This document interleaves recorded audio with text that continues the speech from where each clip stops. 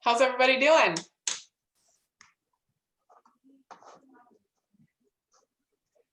Okay. Great.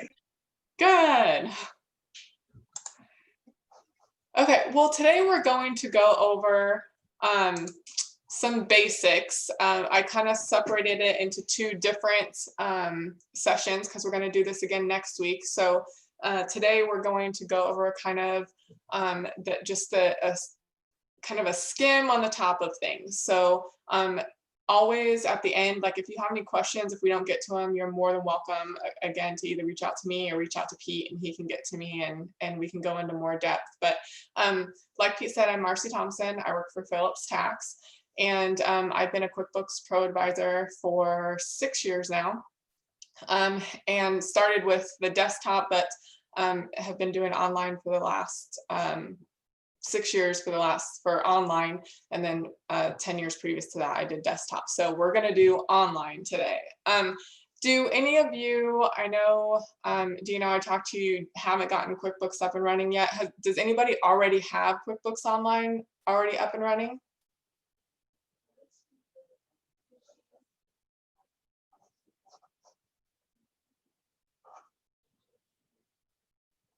Not? Okay. All right, so we are going to go over the dashboard, how to set up our chart of accounts, entering invoices and sales receipts, how we receive payments, and then we'll make deposits. So we'll kind of round out that accounts receivable side of things. So we'll just kind of jump in here. Can you guys all see my screen? I can see a couple faces, but Pete, can you see my screen? Yep. Okay. Okay. Great.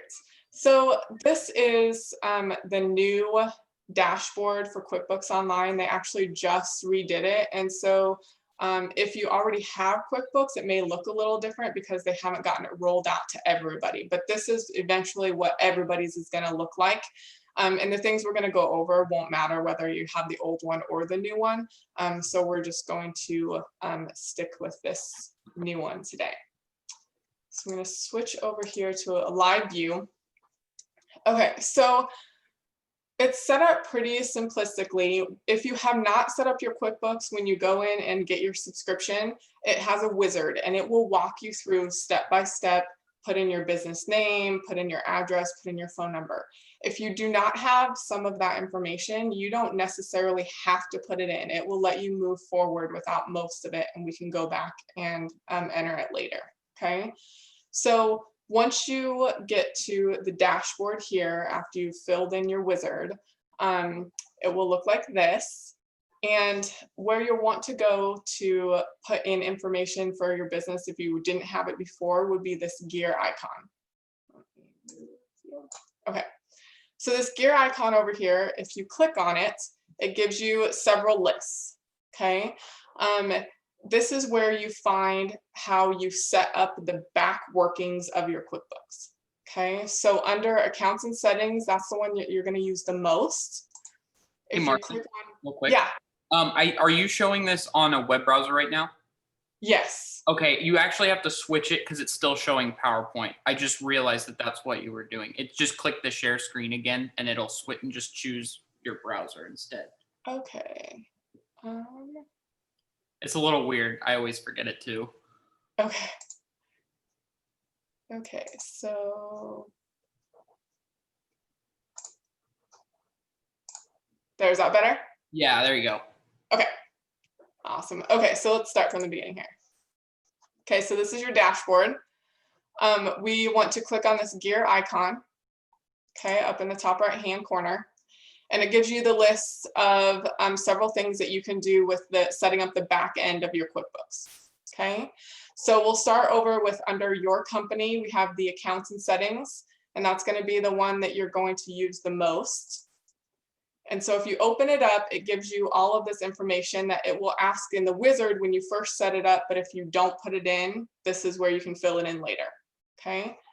The little pencil means that you can edit. So if you want to change your company name or your EIN, we would click our little pencil here. Now, Dina, we were talking earlier that you have a doing business as name. So this is where you would put your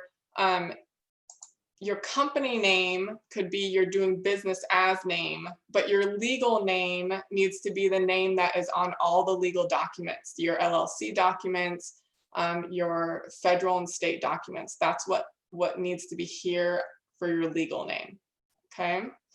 And then whether you use an EIN or an SSN will depend on how you are filing your tax return. So if you filed for an LLC, more than likely you have an EIN.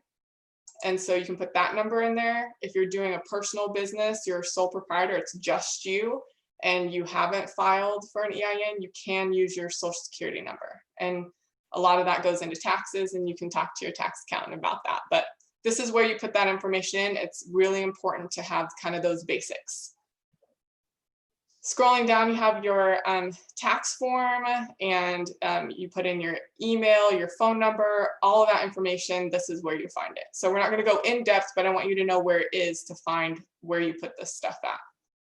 Then over here, we have several options that you can change different settings. So if you're working on something and you're like, I really wish that it was doing something different, there is a possibility that it can do something different. You just need to come in and push the button and turn it on. For instance, on the invoices, as of right now, our shipping is off. That means that it won't have a place for you to put shipping information.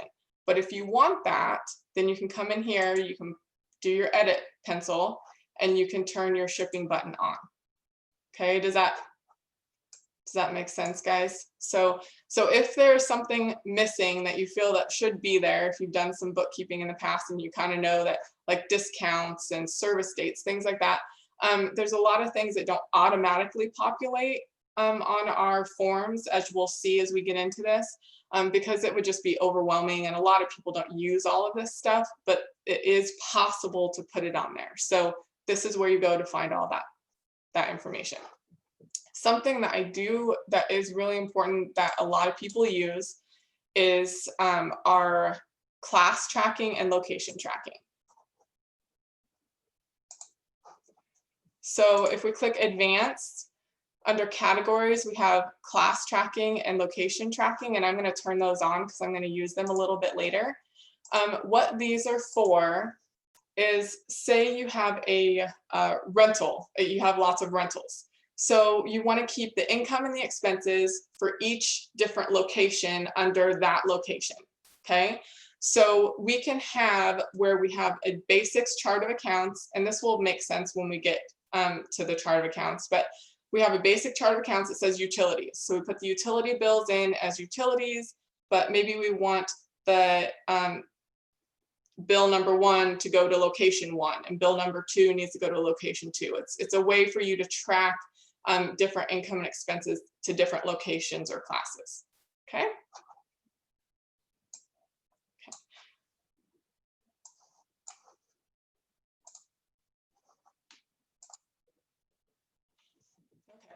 So that's our gear icon. Again, there is a lot of information under there, and it's best to just kind of go through and click through it and see what's there. But just so you know, that is the background, okay? It has your lists, your products and services, if you have inventory, or if you are selling different things, you can set up your products and services from here. You can also set them up as we go through and actually put them into our invoices, which I'm going to show you how to do. So any questions on the gear icon specifically?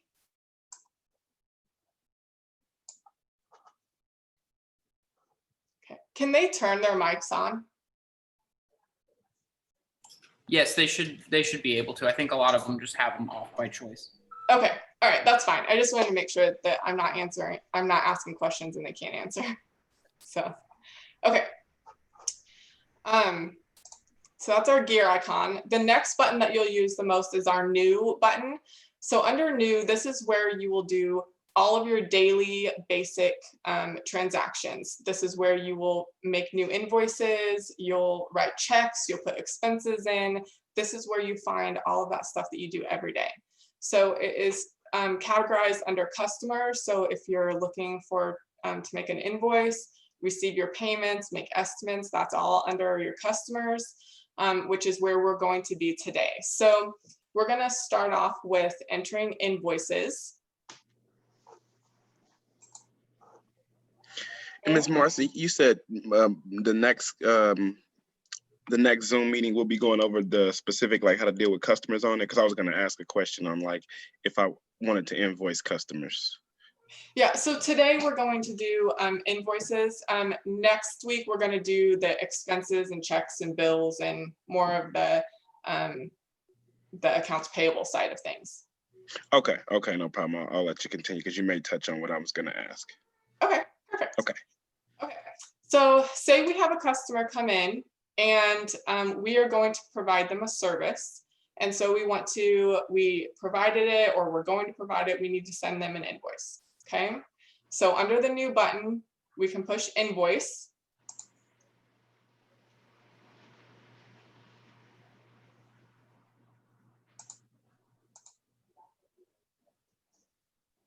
There we go. Okay, so enter our customer here. We can start typing, and if the customer is already in our database, it will pull them up. But let's say this one is not. So I add our name in, and this little green button here says we want to add our customer, okay, because they're not here. So we're going to click on the add button, and you can leave it at just the name. So if you don't need to know their address and you don't need to know their phone numbers, you don't need any other information, you just want to have it in your system, you can leave it at this and push save, okay? But if you are going to be mailing it out or emailing it out, obviously we need some more information, okay? So we'll click this details button and it opens up the customer information box, okay? So this is where we can put who they're with, okay? We can put their address here, okay? Email. QuickBooks Online, you can put their email address in and email them the invoice, and then they can pay from the invoice, which is a really nice option for them to do. So we are going to put an email address in here so we can use her later. Okay, and then you can put in as little or as much information as you want. When you're happy with that, you can push save. Notice there are several little tabs here, so you can put extra information. If you have notes about this specific customer that you want to come back to later, this is a great place to put them.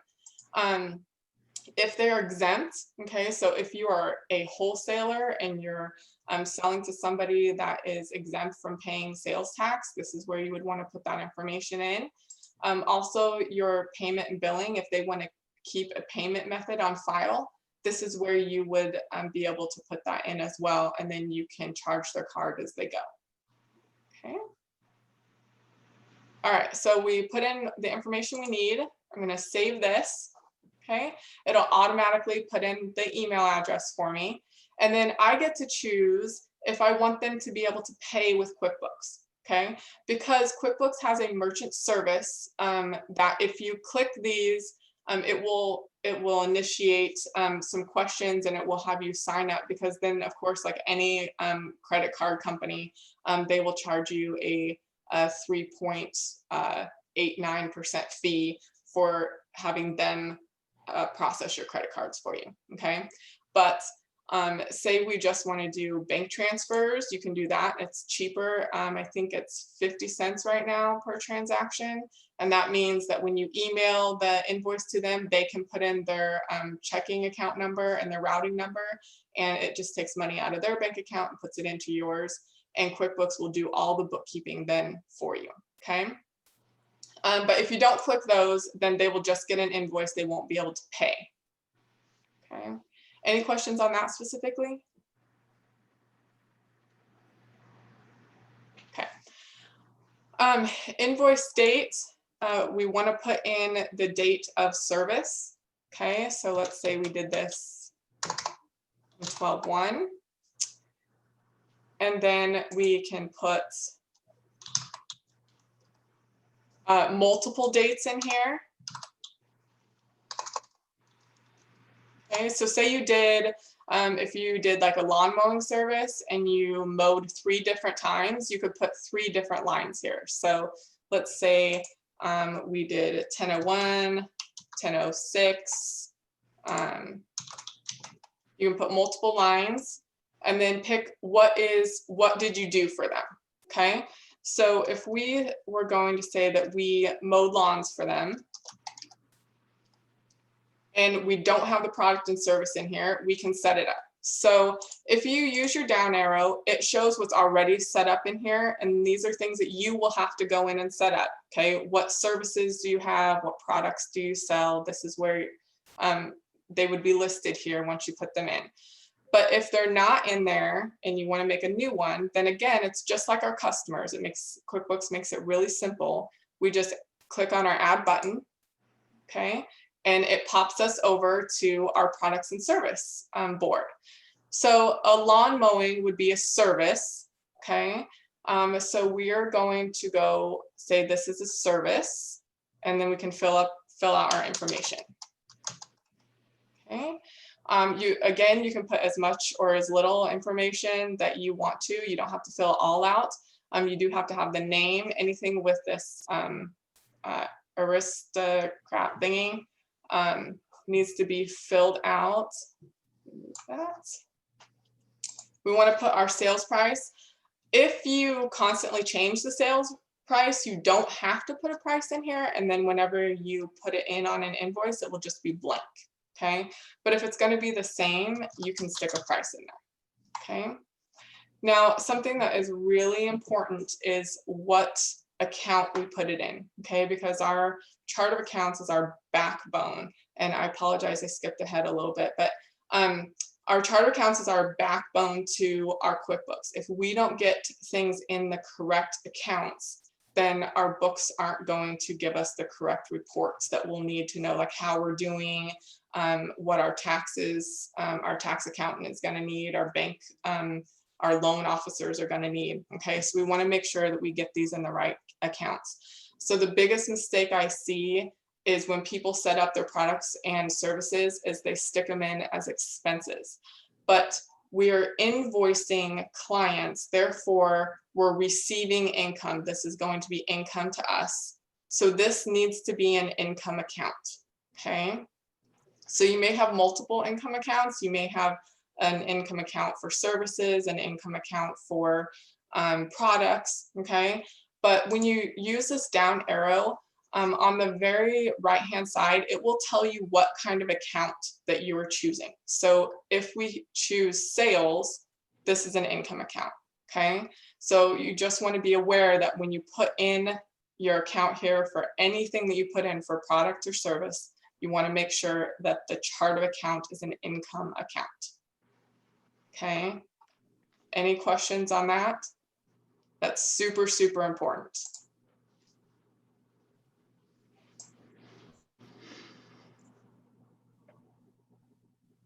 Okay.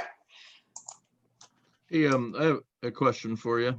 We had a client who started working with QuickBooks, and they entered in wrong data, and then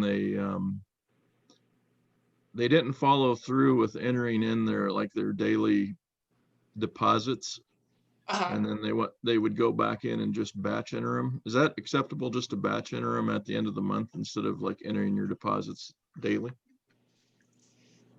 It depends. Did they have invoices that they were, did they enter invoices for their clients, for their customers? No, they would enter in just the daily sales and then kind of hit and miss on the invoices, but then at the end kind of batch enter them. And I told them it's not acceptable to batch enter because you don't know who's paid and who hasn't paid. Right, exactly. So if you put invoices in and you receive payments, you want to make sure that you're receiving the payments against those invoices and then depositing them, which is what we're going to walk through today. But if you put invoices in and then you receive payment, but you don't actually receive the payment in QuickBooks, then you're going to have to go back and enter those invoices. So then what you're doing is you're overstating your income. Because if you batch enter the deposits, then say you got $1,000 for Sarah Smith, and you put this invoice for Sarah Smith for $1,000 in here, and then you got the money, but you just deposited it in the bank account, then you have $1,000 that you are saying in your books that you still are owed, and you have $1,000 in the bank. So you've overstated your income by $1,000. Does that make sense? Yes. Yeah. So if you don't invoice at all, if you just bring money in, you can deposit it, but then your books you're not gonna have a good idea of where you're at or what you've sold, or I mean, because yes, you can just dump your deposits in, but then you wouldn't put any of this invoicing information in. I have a question. Yeah. So because I'm not quite at the place to use QuickBooks because I use Clover, right? Okay. And QuickBooks for me would just be another added expense right now. Okay. Although I hope to get to a point where I can use it. But right now I use Clover, and then people sometimes pay through PayPal or Cash App. So however, I like the fact that the Clover it registers everything. Like I can keep track of everything there. As far as like inventory, like a lot of stuff that QuickBooks does, the Clover device can do. Mhm. So I'm just wondering because like when I get Cash App, I still want to keep track of the actual sale, not just through Cash App. Like so if I like print my Clover information, then it has like all of my sales. So I typically will, since my Cash App is connected directly to my bank, so as well as PayPal, I will generally record that sale in my Clover as a cash sale and just put in the notes that they paid through Cash App or they paid through PayPal. That way I can keep track of the fact that it's not an actual cash sale, but that cash is being deposited into the bank when I make those deposits from Cash App and stuff. But the Clover device actually keeps track of how the payment was actually made. Does that make Yeah. sense? Mm-hmm. Sure. Do you think Yep. Because all QuickBooks does right? all that too. So it's you're talking to the thing I don't know, does the Clover do like your expense side too? Like can you put expenses and things in it? Yes. It does. So Yes. it's kind of a full service. It has a lot of options. Yeah. Yeah. So maybe you want to stick with that. I don't know. So but we'll go through this and maybe you'll see things that you can use and change over. So there's also I don't know about Clover because I haven't looked into Clover, but I know like a lot of people use Square, and that actually links up to QuickBooks. So they can sync up and be used side by side. So that's an option. So I know. Yeah, that is I actually been approached by some Square people. It just is it's quite a bit more expensive than Clover is. sure. I did like that aspect that it does link Yeah. to QuickBooks. And QuickBooks has a POS system too. I think all of them do. They can be integrated. So yeah, it's just what works for you. So We've okay. got some businesses that are using Clover as well up here that I've been involved in. And that is kind of the selling aspect of it, is that it's so much cheaper than Square. The cash transactions are at a way better price. And so it's kind of the new kid on the block, but it seems to be a pretty good gig. Yeah. Yeah. Well, good. Okay. So we'll keep moving on here. So on your invoices, you can put descriptions as much or as little, again, that you want. Everything with QuickBooks is you can put a lot of information in. That means then you can get a lot of information out. If you just put a little information in, then you can't run as detailed reports. So you will get out of it what you put into it, really is what it is. So okay, so we'll go ahead, and the green box down here is where we can save and close, or you can start a new one and do save and new. we're going to go ahead and save and close this. I'm going to backtrack for just a second because I meant to go over our chart of accounts here. So on the left-hand side of QuickBooks is another just table that you can use to get to different places. There's lots of ways to get to the same place. This is where you would get to your vendors and the different expenses that you have. You have your sales, where we would put our invoices. So you can go new and invoice, or you can go to your sales and invoices. There's a lot of ways to get to the same thing, but I'm gonna skip down here to accounting. And this is where we find our chart of accounts. And I kind of touched base on it a little bit, that this is kind of our starting point. Before you put anything in, I would come here first, okay?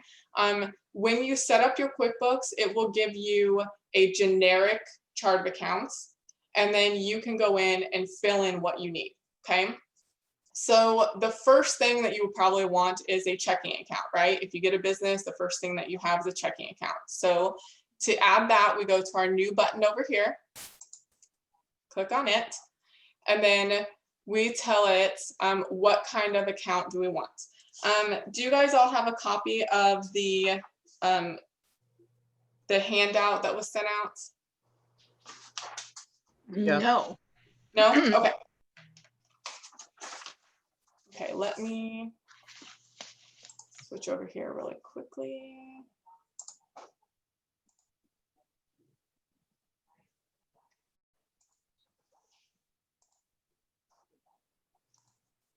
Okay.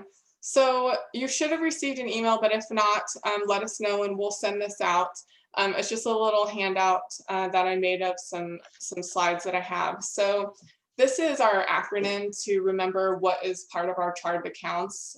We call her Alice, and it stands for assets, liabilities, income, capital or owner's equity, and expenses. So every transaction you make should fit has to fit one of these 5 categories, okay? So examples of these categories, assets would be like your buildings, your trucks, your vehicles, your equipment that you might have in a business, okay? Your liabilities is money that you owe. So loans or bills that you need to pay, okay, your accounts payable. Income obviously is revenue, so sales that you make, okay? Then our capital or owner's equity, as it's commonly known as, is money that you as a individual put into your business or take out of your business, okay? That would be your owner's equity. And then we have expenses, and our expenses can be our cost of goods sold, our utilities, our telephone, our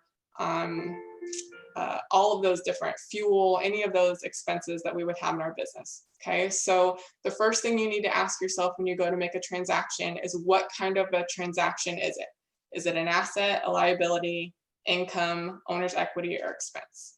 Okay, does anybody have any questions or need any further explanation as to what those 5 categories are?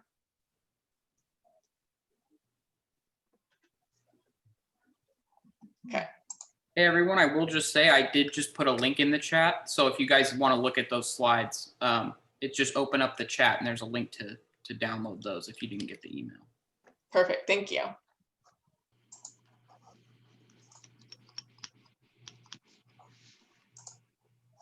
Okay, so we're back at our chart of accounts. We're going to make a new one, okay? So we want to make a bank account, and our bank account would be a what?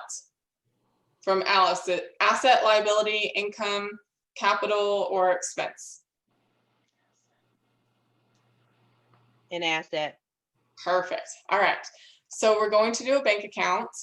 And then the detail type lets you choose what type of an asset is it. Okay, so our bank account is, say it's a checking account. If you pick an account and then you go to the detail type and there's nothing in here that describes what you're trying to make, then odds are you've picked the wrong type of account. Okay, so say we are going to set up a loan and you think that that should be an expense account. Okay, and then we pick the detail type, and if we scroll through here, we're not going to find loan payments. Okay, so that should trigger us to go, oh, I probably picked the wrong account, and we need to go find a different account type that has a description that fits what we're trying to do. Okay, that's a good way to catch and make sure that you're putting things where they're supposed to be. So to do a bank account, we're going to go bank, and it's a checking account. And so, yep, there it is. We found our checking account. And I would suggest that you always add the last 4 digits of your checking account number, because as your business progresses, more than likely you will add more bank accounts or loan accounts. And when you go to reconcile, a lot of banks now, you transfer money back and forth, and the only description on it is transfer, and then it'll have the last 4 digits. And so this way it'll be an easy, you can look at it really quickly and see which accounts are going back and forth. Okay, and then you don't have to memorize what name you gave your checking account or your loan, because you'll have the last 4 digits. Okay, so then we will pick save and close. Okay, now let's say we want to add postage. Okay, we want to see if it's in here, so we can type postage and nothing shows up, so that means I need to add it as an account. Okay, so we're going to go to our new button, and what type of account would postage go to? Expense. Perfect. Okay, so our account type would be expense, and then we would scroll through here, and oh, there's shipping, freight, and delivery. Okay, so that tells us we're in the right spot. Okay, and we want to call it postage. Okay, and maybe I already have a shipping and freight in here because that was part of the original setup, but I want postage to be underneath it so that it's all together. I can make it a sub account. So I can click this button here to make it a sub account. What account do I want it to go under? I want it to go under freight and delivery. Okay, and then we will save and close. Now, freight and delivery, when we clicked on that arrow, what account does it say it's going to? Cost of goods sold. Yep, perfect. Now, if you want to make a sub account, then the detail types or the account types have to be the same. So if I want it to go under freight and delivery, then that means I need to change this to cost of goods, or I need to go into freight and delivery and change it to an expense. Okay, they have to be the same. So if I'm like, well, I'm mailing out bills and I want that to be a cost of goods, we can go ahead and we can change this to cost of goods sold. In all reality, I would think that postage would be more of an expense, but cost of goods is just a specific type of expense. So a cost of goods sold account is for any expense that is directly related to the income that you are making. So if you are if you mow lawns for a business and you had to go hire contract labor to mow your lawns for you because you were behind, whatever you pay them would be a cost of goods because you had to have that expense to be able to get that income. Okay. Any questions on cost of goods? That seems to be kind of a sticky one.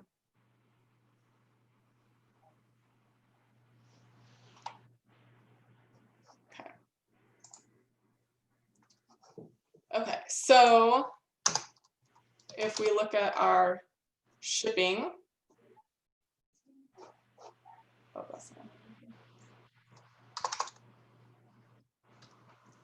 we scroll down here under cost of goods, freight and delivery.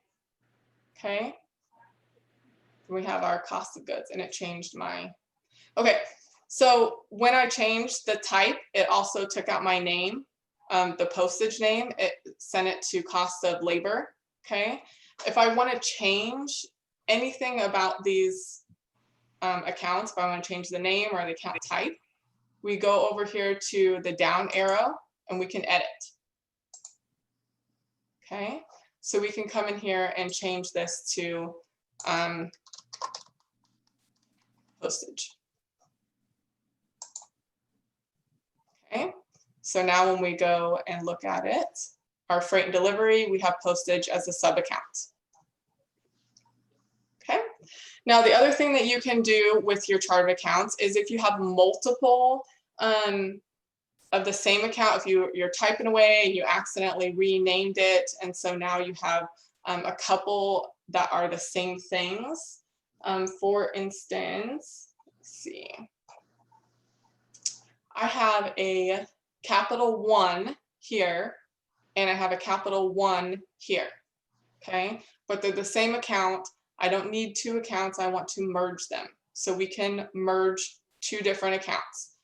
So the number one thing is you need to make sure that the types are the same. So on this capital 1, it is a credit card type.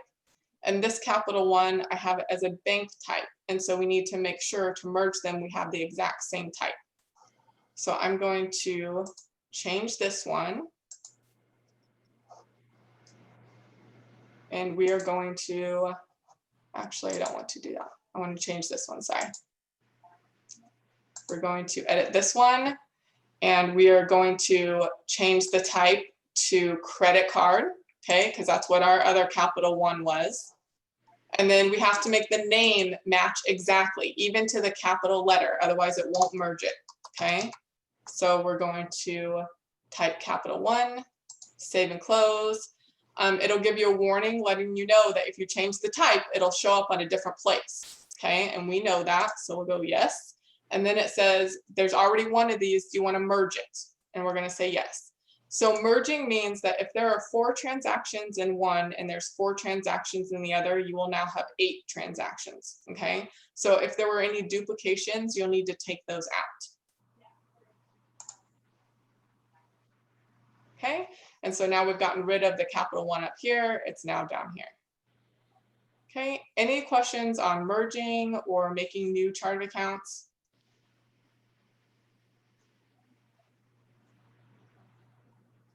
Okay. All right, so remember that invoice that we made? We're going to receive a payment against it. So somebody comes in and they want to pay their bill. So we, under our customer, we will click receive payment. And then we can type in whoever we receive payment from. So we're going to say Sarah came in and paid her bill. What date did she pay it on? Okay, we're going to say that she paid that on Wednesday. What type of method? So you can have check, EFT, cash. You can add to these again with the add button. You can add whatever method that you want to. You can put PayPal in here. QuickBooks links with PayPal. You can do that as well. We're going to say she paid with a check. We can put it was check number 501. And then we choose where we want to deposit it to. So this is really important. If you have if you aren't going to take that check directly to the bank, okay, then we want to deposit it to undeposited funds, okay?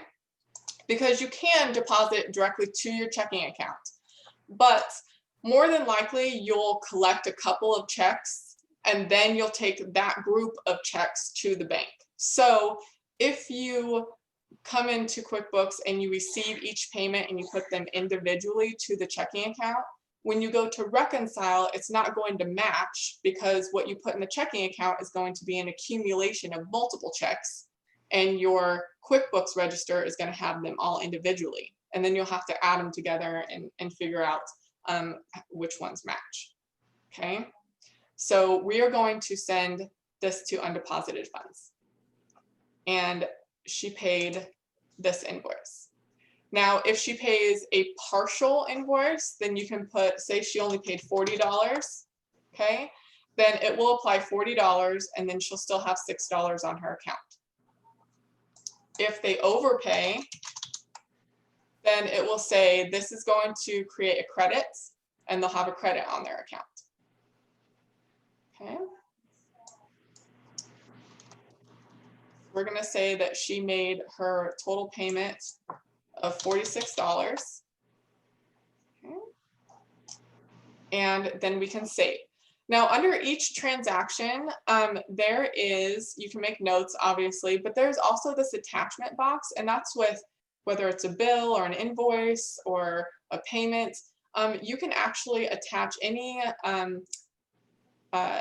paperwork like receipts or a picture of their check or whatever you want. You can attach it here. So then if you ever have a question about it, you have the supporting documentation right there. You can go straight to it. You don't have to rifle through your papers. So that is an option to attach your supporting documentation to your transactions. Okay. So we are going to go, let's go save and new. Let's do another payment, receive payment. So up here on the top left-hand corner of every transaction, it's a little clock. And what that is a transaction history. So if you want to go back to something you were just at, instead of having to search for it, you can click the little clock and the ones you just entered are going to be sitting there right on top. Okay, so that's a nice, quick, easy way to go back to something you had just entered. Okay, so let's say Amy Jones came in and she paid. Okay, again, we're going to put it in undeposited funds. And she only made a partial payment. Okay, so it will put it to the invoice, the first invoice. If you have multiple invoices and they only make partial payments, it's going to apply the payment to the first couple of invoices. Okay, so you want to make sure that QuickBooks is putting it where you want it to go. So you always want to double check that is actually going to the invoices you want it to go to. Okay, same as if you have multiple invoices that are the same amount, you want to make sure that it is picking the right invoice, okay? Because it will always pick the first one first. Any questions on receiving payments this way? Hey, Marcy. Yes. We're going to give away a $25 gift card to Jimmy John's. Okay. So the question that I would have, I guess the question is whoever can type in what Alice stands for in the chat box, the first one to do it would be the winner of the $25 gift card. So get on your mark, set, go.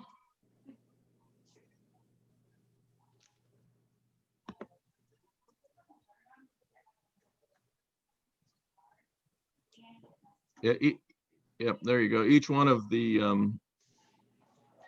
letters of what it stands for.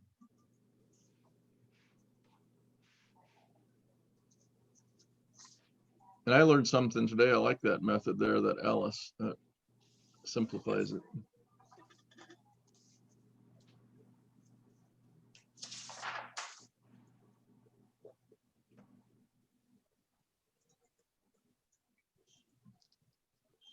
Looks like Bethany has it, doesn't it?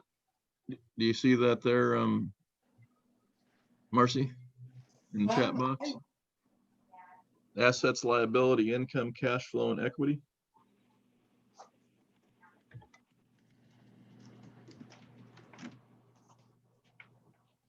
Are you there?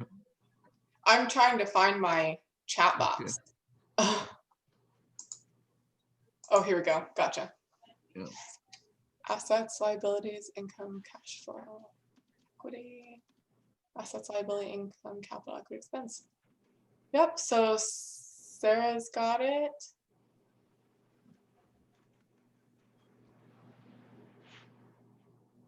Yeah, I typed mine in wrong. I did the same thing. I'm Okay. with like Sarah. I did assets, liabilities, income, capital, and expenses instead of the equity and cash flow, not just from what the chart has said. Sure. So does it look like Bethany got it? Mm-hmm. Liability. So, oh, because she put capital on the bottom. Gotcha. Assets, liability, income, cash flow.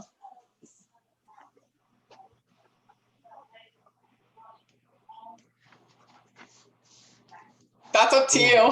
We'll call it a tie. We'll say that Dino, Sarah, and Bethany all get cards, $25 gift cards from Jimmy John's. So assets, liabilities, income, capital, and expenses. Those are the 5. So cash flow isn't really in there, but I'll get those mailed out to you this week here. perfect. Well, not this week, but probably on Monday morning, I'll get them mailed out. We're at the end of the week. Okay, sorry to interrupt you there, but that was a good No, that's time. fine. I didn't realize how quick this went. Okay, so we'll quickly run through a couple more things. So we'll save and close this. I wanted to show you how to do sales receipts. So if you make a sale and it's right on the spot and you don't need the invoice, it's right there. Say you have a shop, they come in, they buy a bag of flour off your shelf, okay? Then maybe you just want to do a sales receipt. And so to do that, under customers, you would click sales receipt. And this is the invoice and the receipt payment all in one, okay? So we can put our customer's name in and then put the service date and what product did they purchase. Okay, and so this right here tells you who it's for, so you have on record who you sold it to, what you sold. Okay, so if you're keeping track of inventory, you have that. And then you tell it what payment method did they use. Let's say they used cash. Okay, and again, we want to put that in deposited to undeposited funds. Okay, and so then we go, so then you can print that off for them so they would have a receipt. Okay, so we'll go save and close there. So again, that's a sales receipt. So that's if you just want to quickly give them a receipt for their sale. Now you've made a few transactions, you have some money, you want to take it to the bank. So under our new button again, this is going to be your most popular button here. Under other, we make a bank deposit. Okay, so we're taking our money to the bank. And see right here, it has those 3 transactions we just made, okay? Because we had 2 checks and then we had that cash from the sales receipt.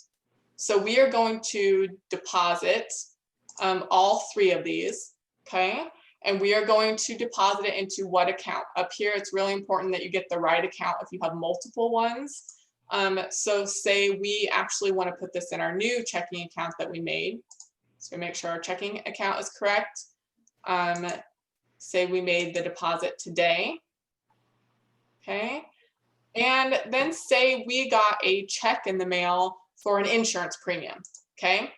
So anything that you didn't receive money for, that you don't need to put a sales receipt for, and you don't need an invoice, say you just received money for some random thing or an insurance premium like refund, this is where you would put that, okay? So we can say we received it from, let's see, who do we have here?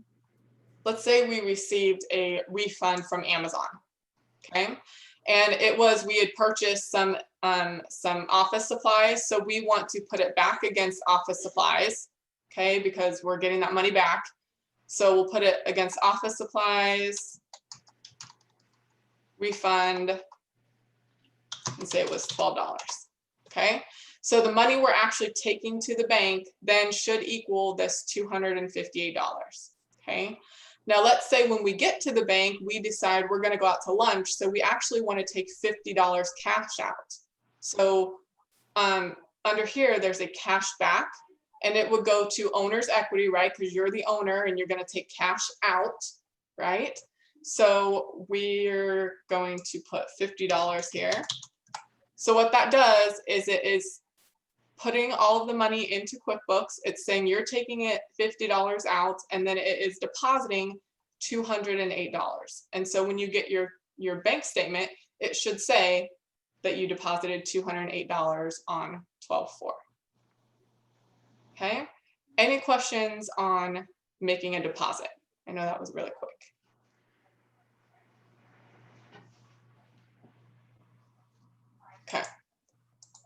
So So we'll go save and close.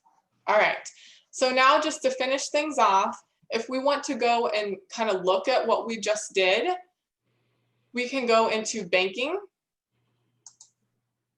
and go to our checking account register. Okay. So up here we'll have our checking accounts and say, I want to go to, that's not what I want to go to. Sorry. I want to go to our new checking account that we just made. Right there, there we go. And there shows our deposit. Okay, so let me show that to you again. So on your dashboard, on the right-hand side has all of your accounts, okay? So you can click on your account and it gives you the register. And then if you're like, oh, what was that again? Or you need to change it, then you can click on it, edit it, and it opens it back up to where we were at. Okay. Okay, any questions on any of that?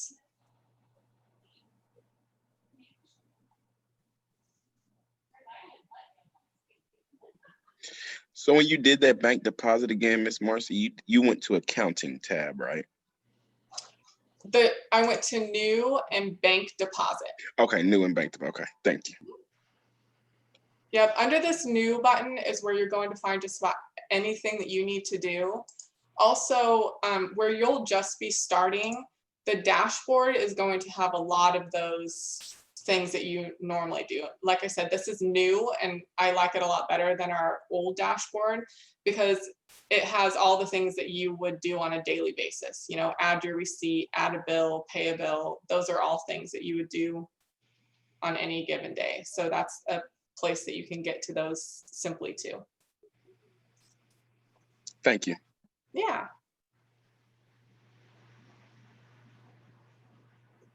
Any other questions? Okay.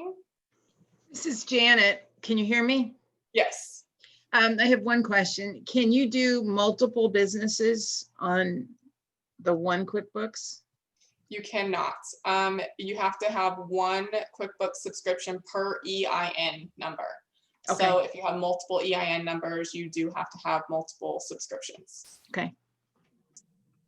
If you have one EIN number that you do multiple doing business as businesses, that's where you could use those class or location tracking categories so that you could still keep them separate and run reports for those individually, but that's only if you run them all under one EIN.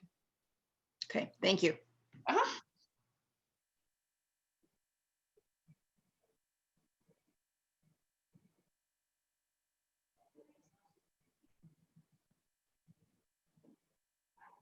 If you feel free to reach out to Marcy this week if you have any questions at all, and especially getting set up and as you develop your businesses, reach out to Marcy and then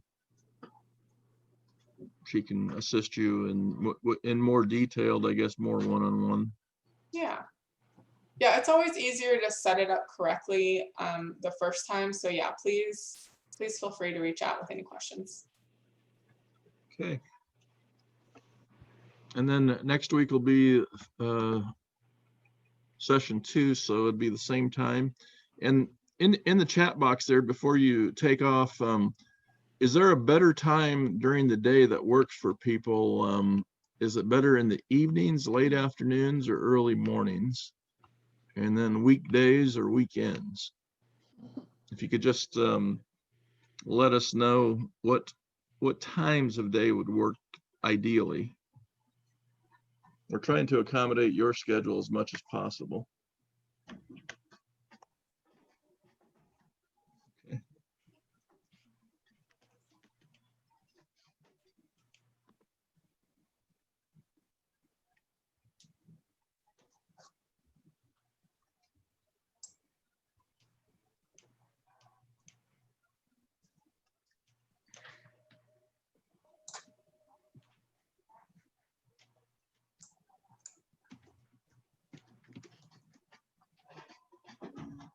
All right, well, I thank you, and we'll see you, what we got here, flexible, okay.